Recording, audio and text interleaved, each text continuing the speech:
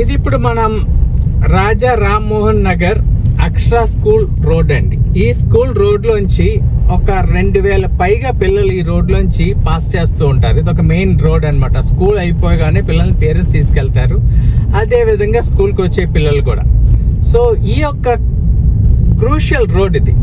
ఈ రోడ్డుకి ఎండింగ్లో నేను ఒక విషయం చూపిస్తాను, చూడండి.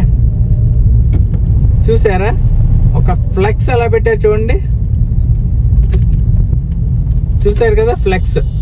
ఆ రోడ్లోంచి ఇటు వస్తే కనిపిస్తుందా, ఇటు వెళ్ళే వాళ్ళకి ఆ రోడ్లోంచి వచ్చే వాళ్ళకి కనిపిస్తారా చెప్పండి. అసలు ఆలోచించండి మీరు.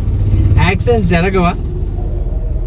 ఇక్కడ నా ప్రశ్న ఏంటంటే, ఈ ఫ్లెక్స్ నేను చూపించట్లేదు, బర్త్డే కూడా ఉంది. వెనకాల నుంచి చదివినట్లయితే కింద మిస్ యూ అని కూడా ఉంది. రెండు ఉన్నాయి. అంటే బర్త్డే కమ్ మిస్ యూ రెండు ఉన్నాయన్నమాట ఆ ఫ్లెక్స్లో. ఆ ఫ్లెక్స్ చూపిస్తే బాగోదని చూపించట్లేదు.